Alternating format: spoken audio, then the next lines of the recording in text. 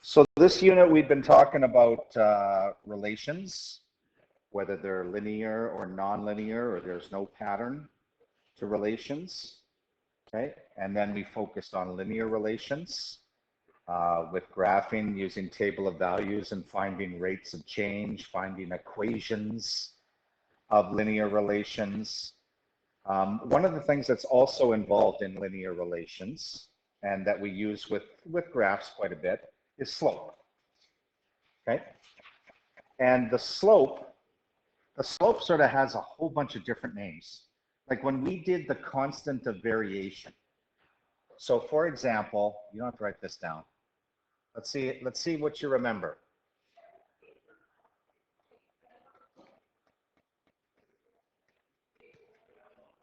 What would be the constant of variation in that equation? 5. It's the number in front of the independent variable getting multiplied.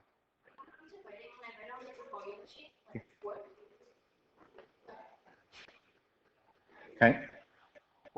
Is this a partial or direct variation?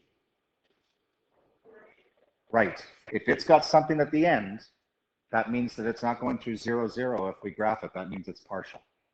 But the constant of variation was always the number in front of the independent variable on this side of the equation getting multiplied. Well, really, this goes by another name, slope. Okay. And what's the slope? Well, you see it here. It's a number that tells us how far a line moves vertically compared to how far it moves horizontally. That's really all slope describes. And we can use slope in a variety of applications. So here's an example. Here's the following 2 graphs. Find the slope of each graph.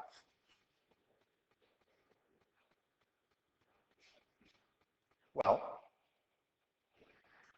to find slope, it's the vertical change over the horizontal change. That's one way we can define the slope formula. The slope equals the vertical change over the horizontal change.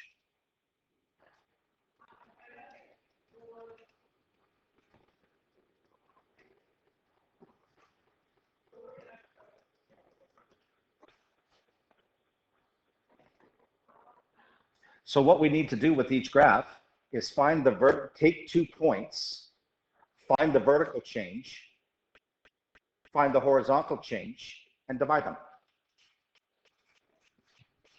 So to find slope,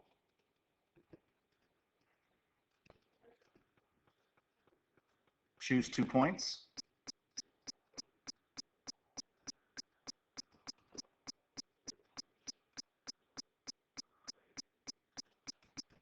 Find vertical and horizontal change, and divide them.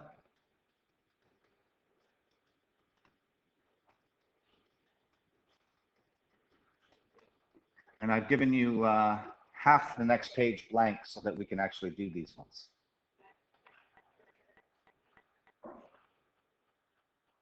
Okay, so let's find the slope of each one. So we've got Emma's daily gross pay. And we can look anywhere on the line to find what's her gross pay given her hours worked. We're given 4 dots. So let's pick a couple. We always need a couple to find the slope. And don't pick ones that are hard to read. Like I wouldn't choose this one because it's not it's not at an intersection. So I wouldn't pick it.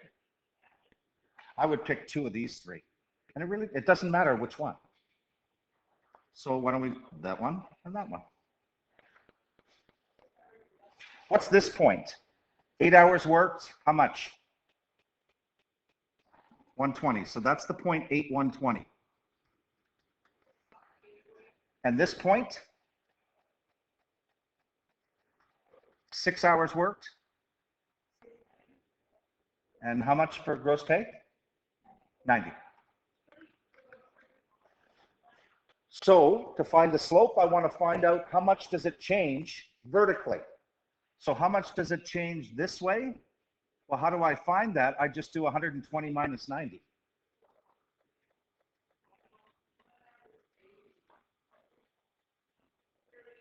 How much does it change this way? I just do 8 minus 6. It's 2.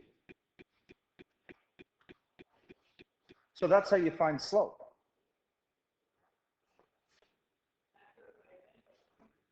So flipping to the next page, I've got left you a blank here. So Emma,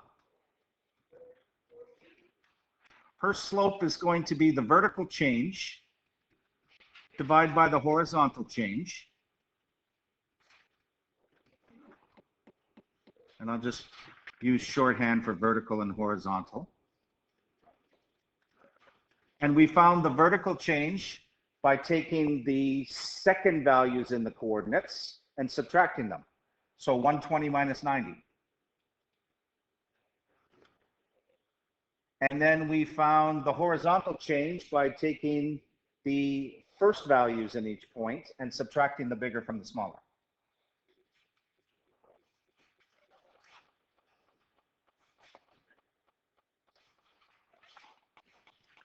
So 120 minus 90 is 30, 8 minus 6 is 2, and what's 30 divided by 2? 15. Therefore, the slope of Emma's is 15. But not only do we want to know what the slope is, what's the meaning?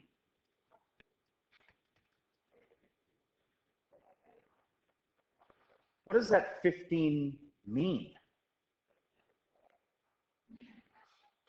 Remember, slope is the same as constant of variation. Think about what this graph is telling us. Hours worked and how much gross pay she gets. What would the 15 represent? How much hourly pay, or how much she gets paid per hour. So that's the meaning. Gets paid 15 bucks an hour.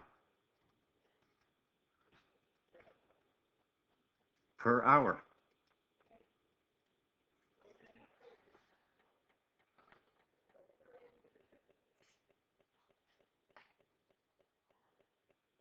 Pre-calculus, a lot of times we just calculate the slope without actually talking about what it means, because we weren't ever given a real situation. Here we're given an actual situation. Remember, slope and rate of change that we learned earlier mean the same thing.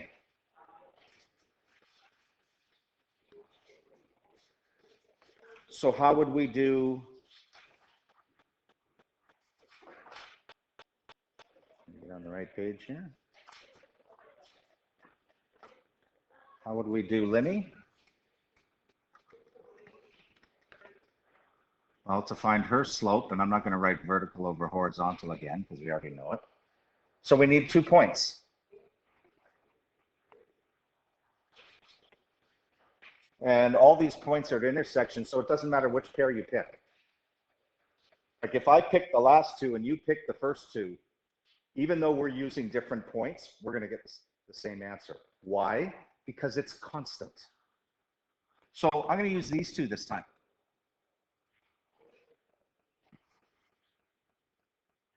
This is 4 hours worked, $40 gross pay. 440. This is 5 hours worked, $50 gross pay. So the verdict, yeah. When is there constant? Is that constant variable? Constant of variation. So to find the slope, we take the bigger second one minus the smaller, 50 minus 40. Divide by the bigger first minus the smaller. So the slope will be 50 minus 40. Divide by 5 minus 4, which gives us 10 divided by 1, which gives us 10. And the meaning, well, Linny gets paid $10 an hour.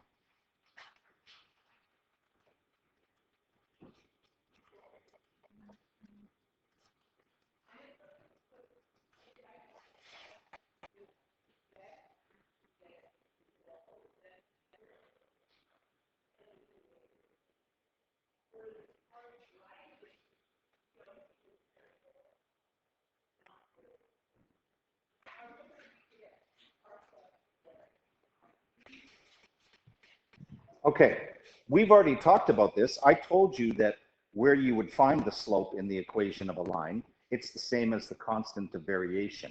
So let's just take another example. Miguel is saving his money. He's interested in tracking the value of his investment over time. His principal amount is $200. Each year, his investment increases in value by $15. Oh, here's a question. See how much you remember. Just looking at how much he makes in interest per year. Is that simple interest or compound?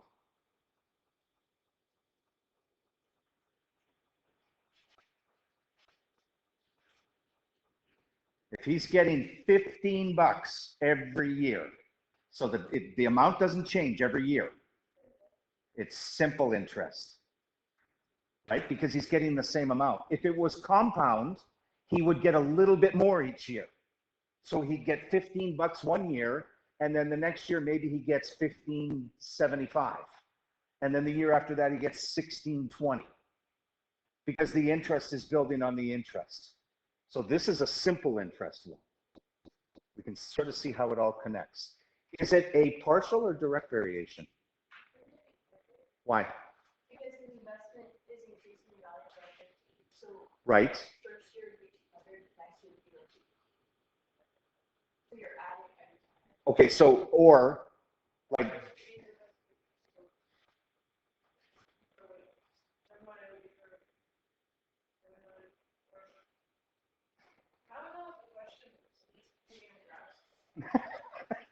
direct or partial. Remember, how do you tell the difference between the two? Direct goes through 0, 0. Partial starts at some number at 0. Is this starting at 0, 0? Or is it starting at 0 something else? It's starting at 0, 200. So because it's not starting at 0, 0, it's automatically partial.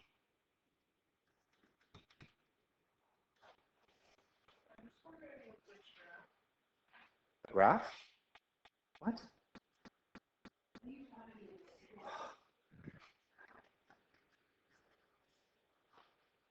Okay.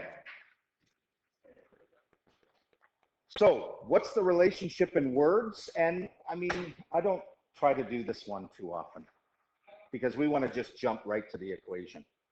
So we would just say the value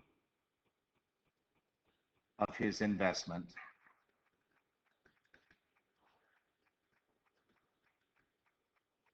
increases $15 per year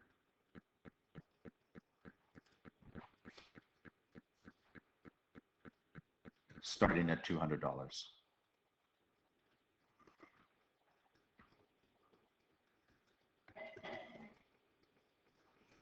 I always hesitate whether I include this question or not, describe it in words, because really, I mean, if we're gonna use it to answer some questions, we want to use the equation, not the words. Now remember how to set up an equation.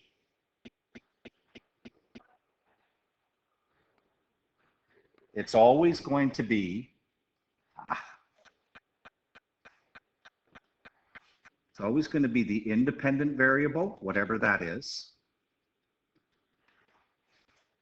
equals the constant of variation or slope. So constant of variation or slope, because they mean the same thing, times the dependent variable plus some fixed value if there is one.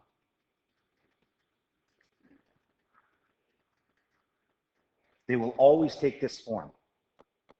You just got to make sure you put the, I think really the biggest one is trying to figure out, okay, which variable goes here and which variable goes here. But which one is the independent one? Is it the value of investment or time? Really? Don't we control the time? And the value depends on how much time it's in for? The value depends on the time. So here. So the value depends on the time. So it's the value that's dependent. You just said it. So the value depends on the time. So V would go first. What's the constant of variation of the slope? 15 times the independent variable, which is time, plus whatever we start with. So that would be the equation. That's how you set these linear equations up all the time. We're just going to be looking at linear equations. And that's how you set them up, is using this. Oh, sorry, this should be here. Part of that. Now we use this to do a table of values so we can graph a relation. So we want to use 15t plus 200. What do you want to use for times? Well, we definitely want to use 0. Like what does this look like at time 0? So we're going to have time, t, value of investment,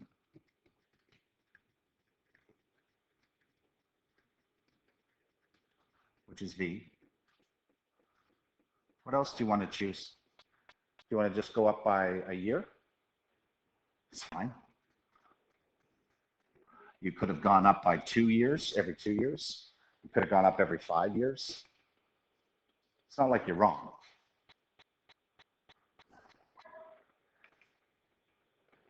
So if it's at 0 years, he's just started, well, he's got 200 bucks in.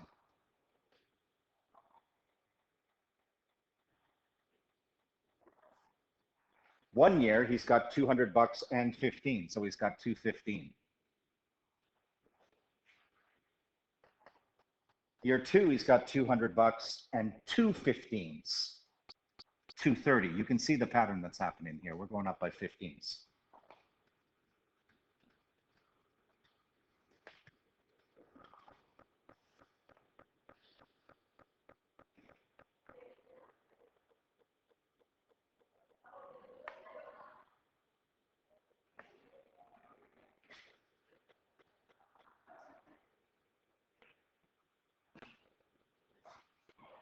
And now let's graph it. So we could just title it investment over time.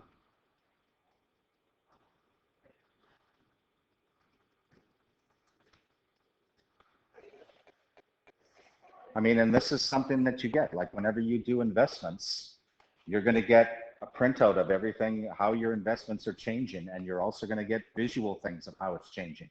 And you're going to get pie circle graphs showing you what you're invested in. Are you invested in international funds? Are you invested in American funds? And so there's a lot of what we've done this year, okay, is quite relevant.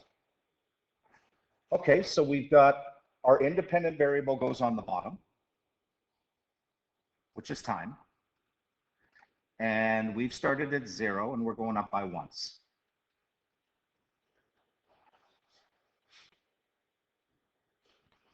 Now, what do you want to do for vertical?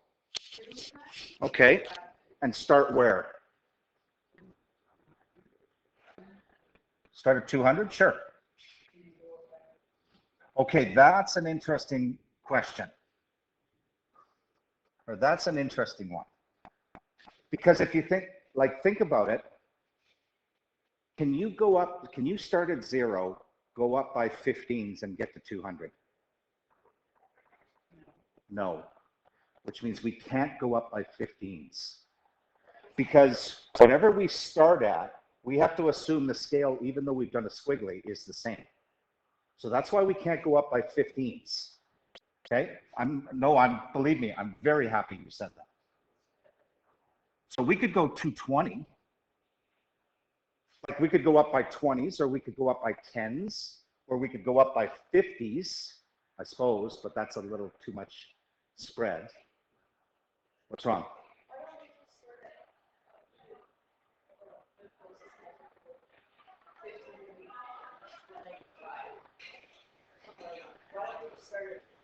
Oh yeah. You could. I mean, you could have done that too. Sure.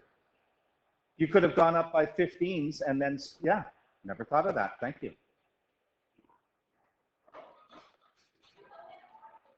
Sure. Let's do that. Or do we want to just continue with this? Oh, sorry. Okay. Yeah. So what's the closest? I got a class right now. 195.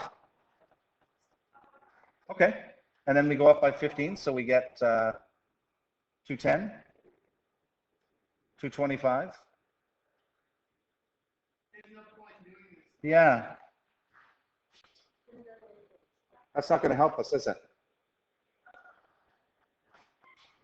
There's really no way that we can get these exactly.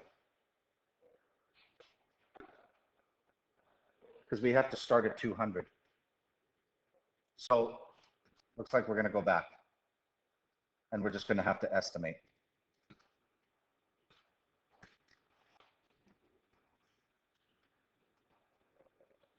$240, $260. Do I need to go higher than $280? I don't think so.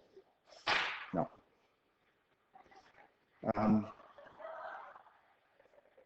We'll have a couple of them dead on. So 0, we're at 200. So we got that one right on there. 1 is 215, which would be somewhere about there. 2 is 230, which would be halfway between 220 and 240. Then we've got 245, which is about there, and then we've got 260. And it should be forming a line.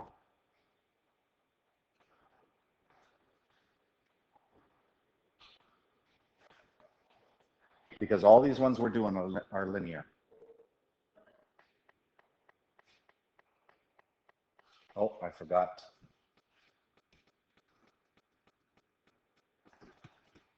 Put in my vertical label.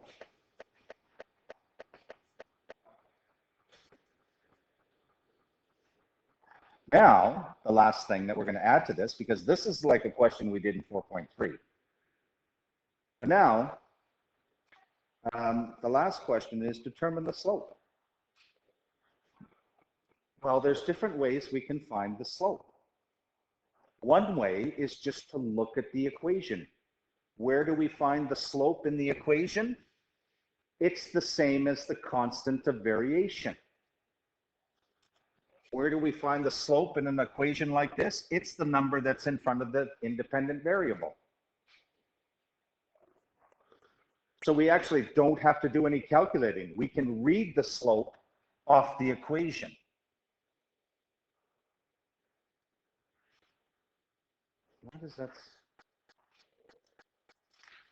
Why did that do that? That's weird.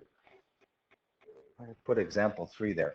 So you can read it off the equation.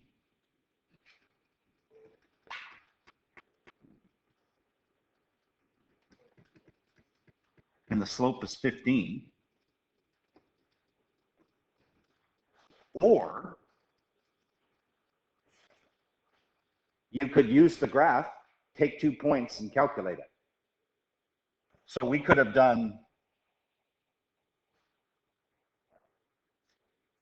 4 260,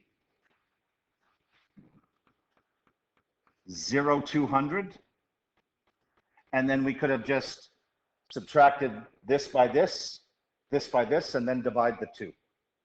So we could have said slope equals 260 minus 200 over 4 minus 0, which gives us 60 divided by 4, which gives us 15. Gives us the same thing. So it doesn't matter which way you do it. Obviously, the easier way would be if you've got the equation, just read it. Read the number right off it. If you don't have the equation, but if you have the graph, well, then you're going to have to pick 2 points. We're going to see an example where you're just given a table of values. Again, you have to use 2 points. What does the slope mean in this case? I know I didn't ask this, but in this example, what does the slope mean? How much is investment? Add 2 more words. Those are 2 words, and technically they're right, but not the ones I was looking for. Per.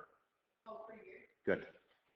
Because that's really what slope means. It means a change in something over 1 unit of something else.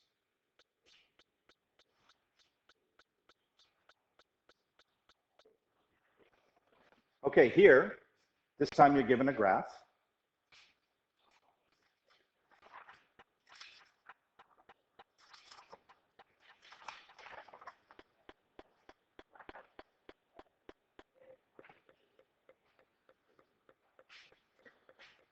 So what is this graph doing? It's comparing mass and volume of some substance. So we've got a science example here.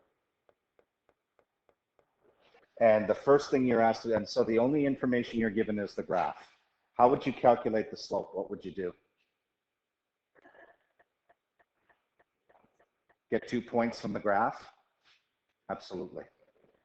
And you want to pick 2 points that are easy to work with. Well, that one sure is easy to work with. 0, 0. I need to find another point on this graph that goes through an intersection. 25, 10? Oh, you mean 10, 25? Or 20, 50? Sure, let's do that one, 20, 50. No, the X value first. Oh, yeah, always. We always write the horizontal value first, then the vertical value. Okay, so the slope would be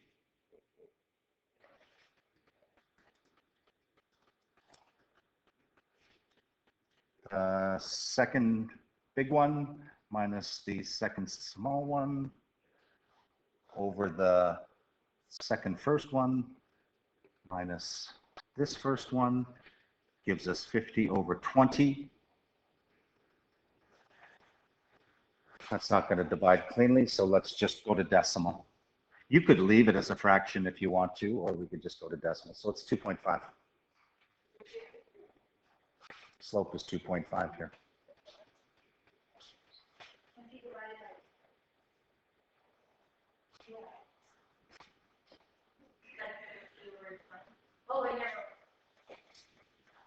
All right. Yeah. How did I? Okay, so 50 minus 0 is 50. 20 minus 0 is 20. What other point did you use? 3075.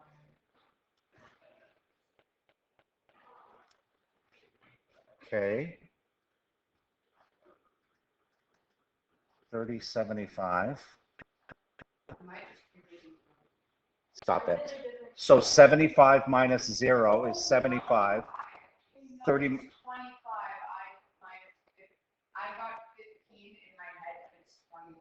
So okay.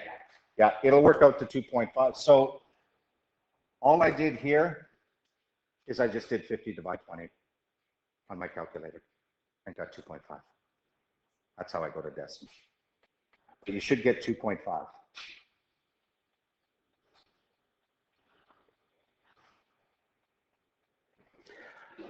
What does that 2.5 mean?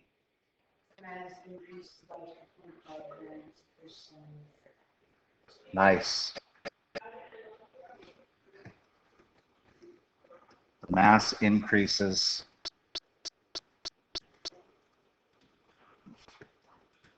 by 2.5 grams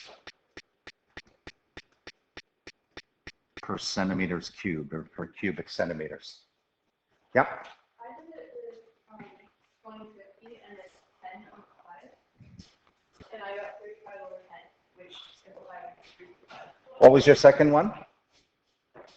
1025? Yeah. Or 10.20. It should be 1025, No. according to the graph. Go up to the graph from 10. That's okay. Oh, you flipped it? Yeah. Okay, that's fine. That's all right. That's why we do this. So, how about an equation? Well, I saw that. Have you ever seen that cat video with the cat with the Texas accent? Where like the mother comes in around the fridge and the cat's sitting there and then just goes, well, hi. I think of you guys when I was the Texas drawl. Okay. What about if this is all we're given?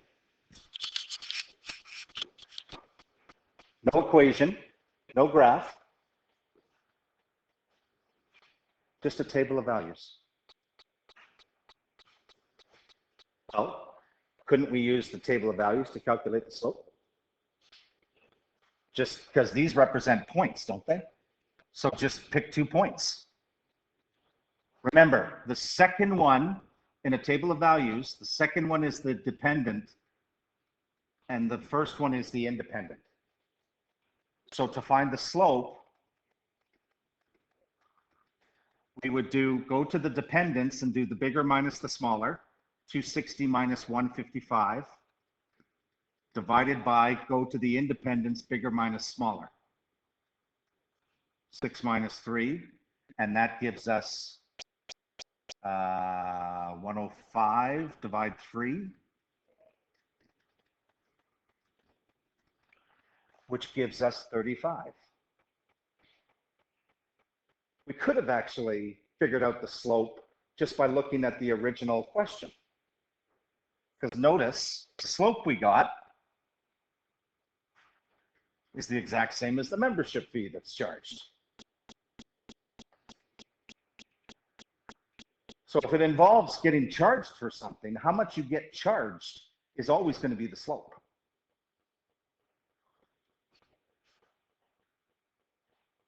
So what would the relation be as an equation? Well, dependent variable goes first. It's cost. So let's just call it C. Number of months of membership, we could call it M, we could call it N, doesn't matter. How do I finish this? The slope goes next. What's the slope? And then times the independent variable, which is, we'll call N or M, whatever you've decided. Is there a fixed value?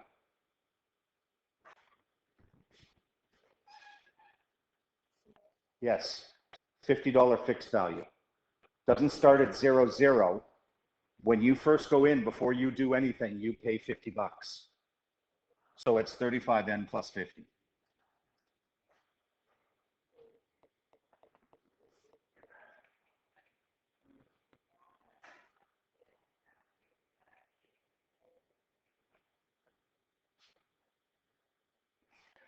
And finally, just a special case of slope. There's actually a couple of special cases. When we start talking about slopes of objects in the next lesson, we'll talk about another special case. But a theater owner was interested in the relationship between time and the number of people in a movie. Throughout the 2.5-hour movie, not a single person entered or left. And there were 80 people watching a movie. What are the independent and dependent variables?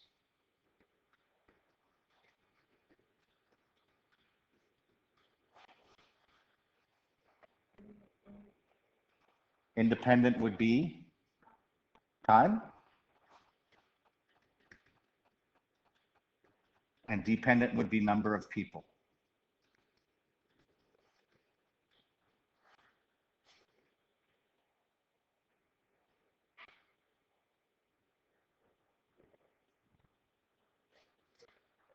This one expressing in words again.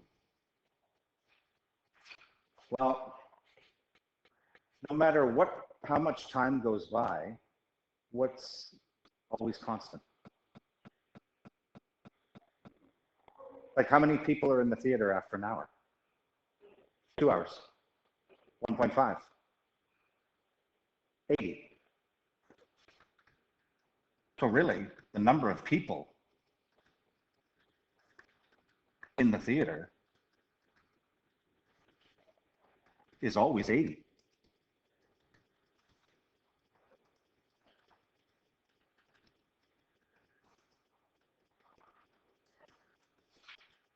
It doesn't change. In what? In that time interval, yes. Like over the 2.5 hours, you're right. So how would you write that as an equation? Well, the dependent variable is people, so P. How would I write the other side? Is there any change? Or what is P always equal to? So this actually is the equation. P equals 80. There is no T in this equation because T doesn't matter because it's always 80. So if we draw a graph of this, which we'll wrap up with, time, number of people,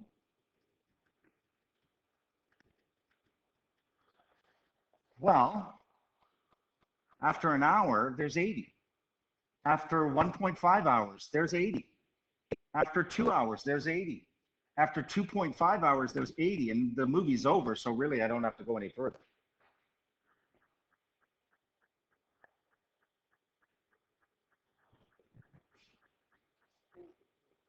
So number of people in a theater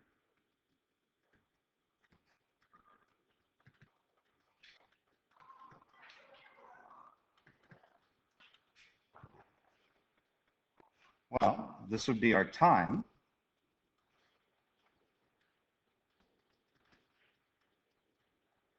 And we could go 1, 1.5, 2, 2.5, and then really just stop there. And then I'm just going to go up by here, 80s, 20, 40, 60, 80.